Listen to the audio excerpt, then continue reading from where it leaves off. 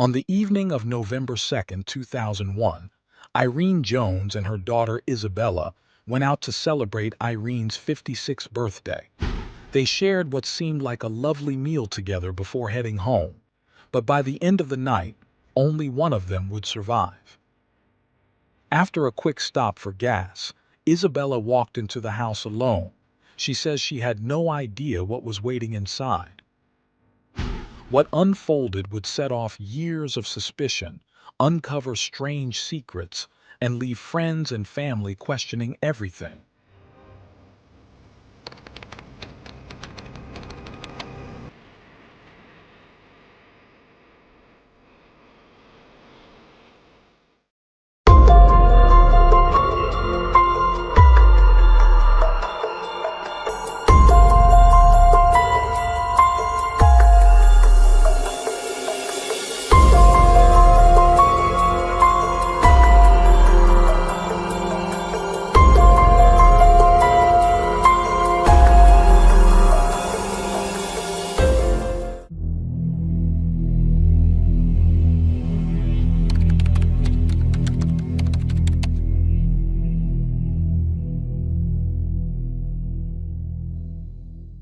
Megan Jones, later known as Isabella Carolina Camelo Gomez, was born in 1974 in Sydney, New South Wales, Australia. Public information about her early years and personal life is extremely limited, though it is known she was the only child of Irene Jones, a single mother who raised her. No details about her father's identity have surfaced, nor are there records of her schooling or employment history. Isabella lived with Irene into adulthood in a charming suburban home Irene had bought in Sydney. Irene Caroline Jones, born on November 1945, was widely known as a devoted, generous woman and a caring mother. After retiring, she dedicated much of her time to volunteering for various charities. Friends and neighbors described her as sweet and hospitable, often offering her home to those in need. Irene was known to provide not only a loving home, but also financial support to Isabella. Even during brief periods when they lived apart, Irene always welcomed Isabella back. To the outside world, their relationship appeared close-knit and supportive. However, later accounts would reveal a different dynamic. Despite her public shyness and insecurity, Isabella was reportedly disrespectful and sometimes abusive toward her mother behind closed doors. Matters worsened in 1999 when Isabella met a woman named Paula Camelo at their local Mormon church. Over time, Isabella and Paula became close friends, and Paula eventually introduced her husband, Carlos Camelo Gomez, a Colombian native. This introduction would mark the beginning of a chain of events that deeply affected everyone involved. The couple started spending more time with Isabella, and Carlos eventually mentioned his brother Cesar, who was stuck in Colombia due to visa issues. In March 2001, Isabella traveled to Colombia to meet Cesar. Soon after, she claimed they had fallen in love and married him, news that shocked Irene. Despite her objections, Irene learned of the marriage through photos, to which Isabella reassured her it was merely a fake marriage. Following this, Isabella adopted the name Isabella Carolina Camelo Gomez and grew increasingly close to Carlos. Their bond raised suspicions, particularly since Cesar was still unable to join her in Australia. Paula, growing jealous, suspected an affair between Isabella and her husband. It later emerged that Isabella was financially supporting Carlos, sending money to his family in Colombia. Carlos even had a separate room in Irene's house and a private phone to communicate with Isabella in secret. She reportedly bought him a car, yet he continued to pressure her for more, hinting he would leave Paula for her. Tensions between Irene and Isabella escalated as Irene opposed Isabella's financial support of Carlos. This led to intense conflicts, with Isabella allegedly becoming physically aggressive. A friend of Irene later recounted instances where Isabella's anger turned violent, breaking her mother's glasses and, on one occasion, reportedly pinning her down by the neck. Irene confided in this friend, admitting she was frightened but hesitant to involve the police, fearing potential fallout. She also felt threatened by Paula, who reportedly arrived at the house on multiple occasions, threatening to burn it down. In response, Irene installed security lights, though it offered little comfort. Witnesses describe Carlos as aggressive and domineering toward Irene, physically intimidating her and further isolating her within her own home. Irene saw him as a manipulative presence who was not only depleting her finances, but also eroding her sense of safety and control. Carlos's control reached unimaginable levels when he demanded that Irene mortgage her home, transfer its ownership to Isabella, or sell it to provide him with $20,000 to start a construction business. By May 2001, tensions had reached a breaking point. Carlos and Paula had separated, and shortly afterward Carlos moved permanently into Irene's home. Irene felt pressured to vacate her main bedroom so he could share it with her daughter. Then, in October 2001, Carlos claimed he was returning to Colombia, but Irene later found out he was still around and confided in a friend about her concerns.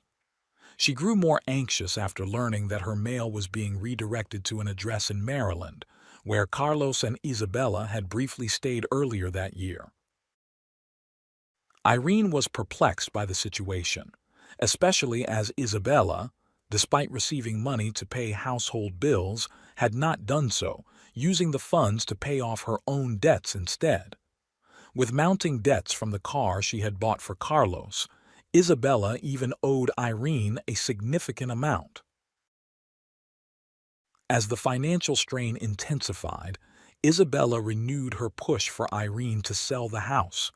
However, Irene refused, threatening to change her will, which had initially left her assets to Isabella in the event of her passing. Despite the friction, things appeared to settle somewhat between mother and daughter, and no one found it odd when they went out together on November 2, 2001, to celebrate Irene's 56th birthday. Although Irene was still apprehensive, she decided to make the most of this momentary peace, hoping to enjoy a calm evening with her daughter after nearly 2 years of constant tension. Their meal at the restaurant seemed pleasant, and after paying the bill around 7 p.m., the two women left to drive home. Isabella took the wheel, but upon arrival she told Irene that the fuel tank was nearly empty and suggested that Irene go inside while she quickly stopped by the gas station. Irene entered the house alone while Isabella drove to refuel, returning around 8:15 p.m., citing abdominal cramps from her period and wanting a hot shower. After parking the car, Isabella went straight to the bathroom. Following nearly half an hour in the shower, she emerged, wrapped her hair in a towel, applied face cream, and prepared for bed. However, when Isabella opened the bathroom door, she was met with a terrifying sight. Standing in front of her was an intruder, a blond man in a beige long-sleeve shirt, his face covered with a pantyhose mask and wearing white gloves. According to Isabella, terror-stricken, she tried to flee through the bathroom's outdoor exit. However, the intruder reportedly yanked her back violently with a cord or cable around her neck. Isabella claimed she struggled fiercely, but the man struck her and pushed her onto the bed, attempting to undress her. She screamed for help, causing the man to flee. Shaken and terrified, she bolted to the nearest neighbor's house, frantically knocking and crying out for help, saying someone had broken into her home. The neighbors let her in, and Isabella urgently expressed concern for her mother. They advised her against going back, fearing it was unsafe. Isabella then borrowed the neighbor's phone and dialed Australia's emergency number, 000, anxiously informing the operator that an intruder had attacked her and that her mother was still inside. Police and ambulance units arrived shortly after. While paramedics attended to Isabella, officers searched the home, where they made a horrifying discovery. Irene's lifeless body was found face down on the floor, showing signs of strangulation and cuts on her neck. Officers immediately cordoned off the crime scene, calling in homicide detectives and forensic experts. The home appeared disturbed, with items scattered, initially suggesting a burglary gone wrong. However, valuable items were left untouched, and there were no signs of forced entry or missing belongings. Isabella was taken to the hospital to receive treatment for her injuries and to recover from the traumatic incident. During the ambulance ride, a friend of Irene's accompanied her. Isabella repeatedly asked about her mother, insistent on seeing her. Irene's body was transported to the morgue, where a post-mortem examination revealed that she had died from a combination of asphyxiation and sharp force injuries. It was determined that she had been rendered unconscious by strangulation before being attacked with a sharp object on the left side of her neck. The cuts were not immediately fatal, leading the assailant to use 2 ligatures around her neck, leaving a distinctive double mark on her skin. In total, she sustained 22 injuries, with the time of death estimated around 9:30 p.m., with a possible margin of error of 3 hours. The ligatures and sharp object used in the assault were never found. After leaving the hospital, Isabella stayed with one of Irene's cousins and her husband. The couple, deeply fond of Irene, described her as a kind soul, incapable of harming anyone, and were devastated by the brutal nature of her death. The investigation into Irene's death continued, but interviews with neighbors, friends, and family yielded no leads to help authorities identify or arrest a suspect. Frustrated, investigators sought to re-interview Isabella, but Irene's cousin and her husband reported that Isabella was constantly distressed and often cried when remembering her mother. Some sources even claim they had to call an ambulance after Isabella overdosed on sleeping pills prescribed to help her rest. When the police finally spoke with her, they asked if Irene had any enemies or if anyone might wish to harm her. Isabella mentioned only a minor traffic incident she was involved in, but the other driver was quickly ruled out. By this point, investigators began doubting Isabella's account. Although both Isabella and Carlos were seen as suspects, there was no concrete evidence tying them to Irene's murder. At Irene's funeral on November 9th, some attendees allegedly heard Isabella mutter incriminating words, though this information would surface only years later, as witnesses initially believed she was rambling in grief. After the murder, Carlos and 2 of his friends were questioned. One of them, named Sean, stated he was at home, arriving around 5 p.m. and then falling asleep until 8:30 p.m. when Carlos and another friend, Nicholas, joined him. He explained that Carlos sometimes stayed over, sleeping on his couch. Around 1 a.m., Sean woke briefly to find his friends on the sofa. By 3 a.m., the police arrived to interview him, to which he claimed no knowledge of Carlos's connections with Irene or Isabella.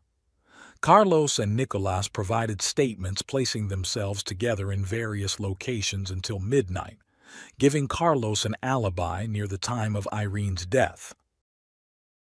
Carlos admitted meeting Irene and Isabella through his ex-wife Paula, claiming they had helped him post-separation. He noted that he once held a key to the Jones house but had since lost it. The investigation seemed to stall until, a year after Irene's death, her daughter sold the house for $300,000. In November 2002, Isabella gave birth to her first child with Carlos. Initially, she denied he was the father, stating he was only a friend and brother-in-law. Later, she admitted the child resulted from a casual encounter, after which she realized her true feelings for Carlos, deciding to divorce Cesar to be with him. Disturbing details about Isabella's relationship with the Camelo family heightened police suspicions. However, without solid evidence, Isabella remained uncharged, and Cesar was never questioned despite his occasional stays in Australia. Over time, the case languished without arrests or a clear answer regarding who was responsible for Irene's death. In January 2003, the case took a new turn when Isabella reported Carlos for assault. Police records reveal that she stated they had known each other for about 4 years and had been in an on-and-off relationship for the last 3. Years passed with no progress until November 2007, when a forensic inquest took place to re-examine evidence with the potential to refer the case to prosecutors if warranted. Though Isabella attended, she offered no new information. However, one witness, Diane McLeod, who had accompanied Isabella in the ambulance, shared new details. Diane recalled that Isabella had initially told detectives she did not see her mother during the attack, but had mentioned seeing Irene in the house to her during the ambulance ride. Diane also reported that Irene had confided in her about her fears regarding Isabella's connection to the Camelo family, particularly Paula's threats. Carlos, in a follow-up interview, stated that he met Isabella at a cyber cafe around 7:30 p.m. on November 2nd before heading to Sean's house between 8 and 8:30 p.m. He then claimed he returned to the cyber cafe before heading back to Sean's and then to a club with Nicola where they stayed until midnight. He denied being near the Jones house that evening, though his statements contained minor inconsistencies. Ultimately, the investigation concluded with insufficient evidence to proceed to trial, leaving the true identity of Irene's killer undetermined. The lead investigator recommended offering a $100,000 reward for information leading to an arrest and suggested the case be transferred to the Homicide and Cold Case Unit for further examination. Between March and September 2013, the deputy state coroner reviewed the case again, yet it remained amid 700 other unsolved cases, limiting resources and attention. No further developments occurred until March 2017, when the Ministry of Police approved the suggested reward. New witnesses came forward, and a forensics team re-examined evidence collected from the initial investigation. Among the items was a yellow blouse Isabella wore the night of the crime, preserved in a forensic lab since 2001. This item had not previously undergone forensic analysis, as the technology available today didn't exist at the time. According to records, the blouse was retrieved from storage by state forensic staff in March 2013, photographed, and then returned to the lab for analysis in April that year, remaining under police custody thereafter. The forensic analysis from July 2017 provided significant insights when microscopic tests and DNA sampling were conducted on the blouse Isabella wore on the night of Irene's death. The tests revealed small brown stains consistent with traces of bodily fluids on the front and back of the blouse, along with several strands of hair. The forensic report concluded that the blouse had been exposed to an area with blood splatter, indicating direct exposure rather than mere contact with the perpetrator or the victim's body. Experts suggested the splatter likely came directly from the victim, Irene. Further tests showed that traces of bodily fluids on the blouse matched Irene's DNA, while seminal fluid found on it matched the genetic profile of Carlos. Unfortunately, by this time, Carlos was unavailable for questioning due to a severe brain injury from a 2013 motorcycle accident, which left him with deep retrograde amnesia, erasing memories of events before the accident. Though investigators hit a dead end with Carlos, the forensic findings and additional witness statements provided grounds to implicate Isabella in a conspiracy to orchestrate her mother's death. Supporting evidence included statements from witnesses at Irene's funeral, where some recalled hearing Isabella whisper that she didn't mean for things to go so far. This admission prompted authorities to wiretap Isabella and Carlos's phone conversations and set up listening devices. Surveillance tapes captured sounds of intimate interactions between Carlos and Isabella at the residence, confirming a long-standing relationship. Combined with Isabella's 2003 assault report, in which she admitted to a 3-year relationship with Carlos, it became clear that her marriage to Cesar was merely a facade, supposedly arranged by Carlos to facilitate Cesar's immigration to Australia in exchange for affection and sexual encounters. Further corroborating evidence came from Irene's experiences living in fear with Isabella and Carlos, with Isabella willing to do anything to please him, blinded by obsessive infatuation. Hospital records from the night of the attack also noted Isabella's intense interest in seeing her mother post-autopsy, which was interpreted as a need to confirm Irene's death. Another damning testimony came from Paula, Carlos's ex-wife, who claimed that Isabella had once asked her if she knew anyone who could get rid of someone. Despite these incriminating pieces, it would take 2 more years for the case to see another breakthrough.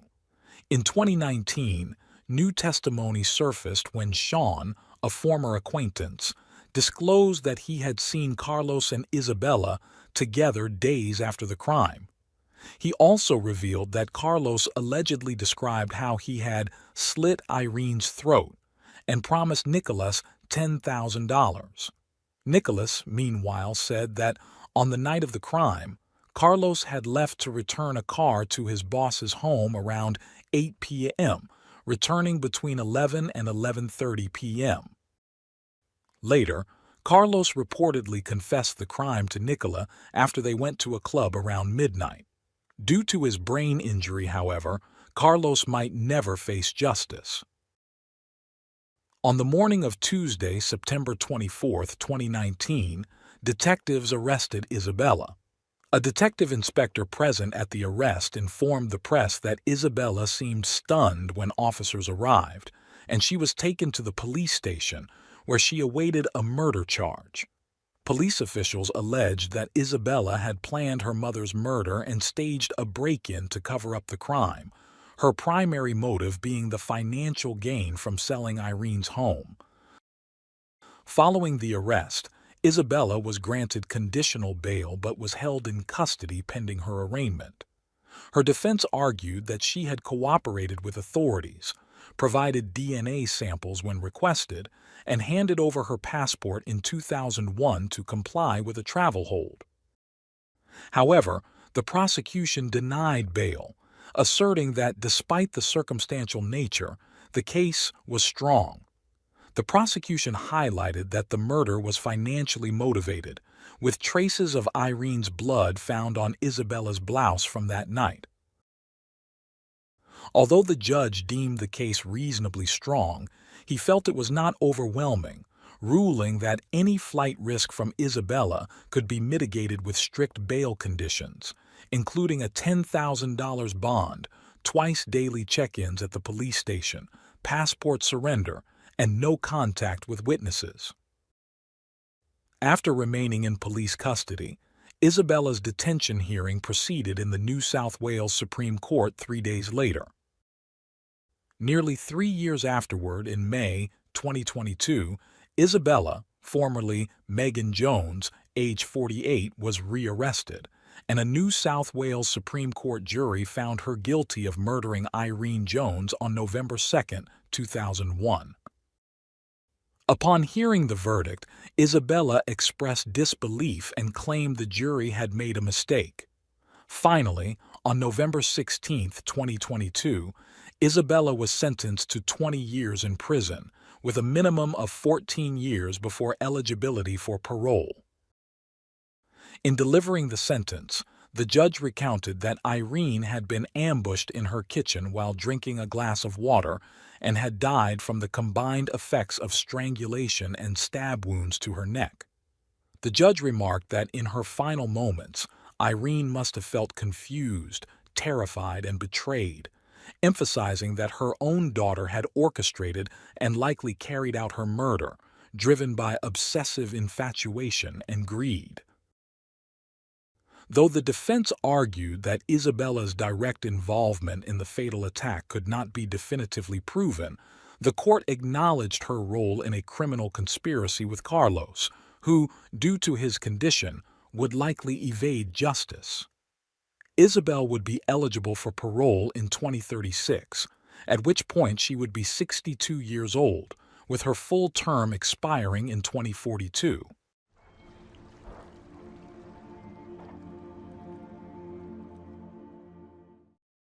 Thanks for tuning in to Unreal True Crime.